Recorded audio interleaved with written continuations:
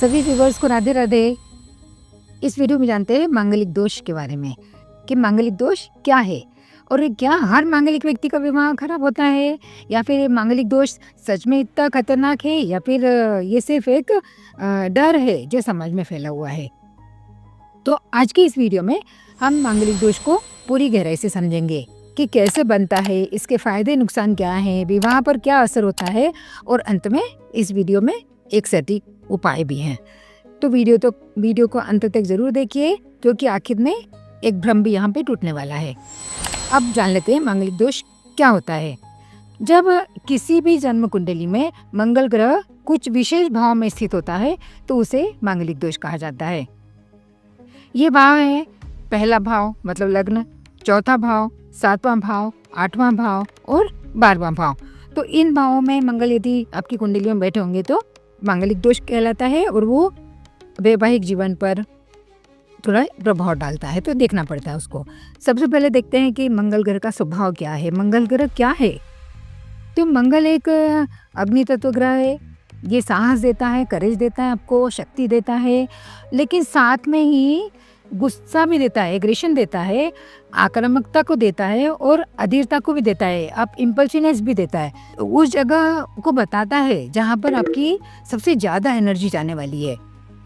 और मंगल से जुड़ी हुई चीज़ें भूमि, मकान, हथियार, पुलिस, सेना, आपकी शारीरिक ऊर्जा, इन सब चीज़ों को भी मंगल बताता है। तो जब यही मंगल असंतुलित हो जाता है कुंडली में तो मांगलिक दोष कहलाता है। अब यदि मंगल किसी कुंडली में पहले भाव में है, लग्न में है, तो ऐसा व्यक्ति तेज स्वभाव का होता है, गुस्सा जल्दी आता है और रिश्तों में डोमिनेंस दिखाता है। यदि चौथे भाव में मंगल है तो घर की शांति भंग होती है क्योंकि चौथा भाव जो रहता है आपके घर के एनवायरनमेंट को दिखाता है, माता को भी दिखाता है, तो माता से मतभेद हो सकते हैं और प्रॉपर्टी से जुड़े वाद विवाद या झगड़े हो सकते हैं। यदि मंगल 7वें भाव में है तो ये सबसे संवेदनशील स्थिति होती है। विवाह में देरी, पति पत्नी के बीच में झगड़े और कभी कभी सेपरेशन जैसी स्थिति भी हो सकती है।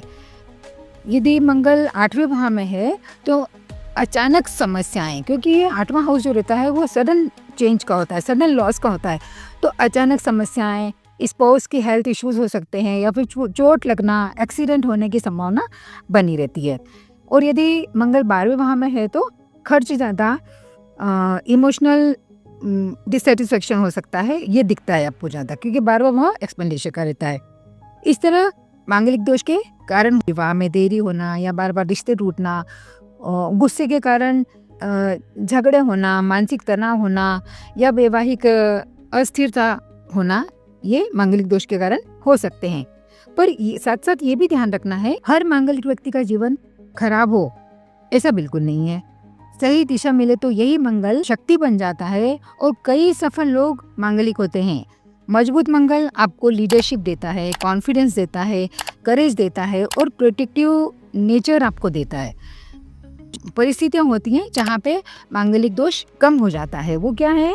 जब मंगल उच्च का हो या फिर अपनी ही राशि में स्थित हो या शुभ ग्रहों से युक्त हो या शुभ ग्रह उसको देख रहे हो या फिर दोनों पार्टनर मांगलिक हो या फिर विवाह 28 वर्ष के बाद में हो, मांगलिक दोष का जो इफेक्ट रहता है वो कम हो जाता है।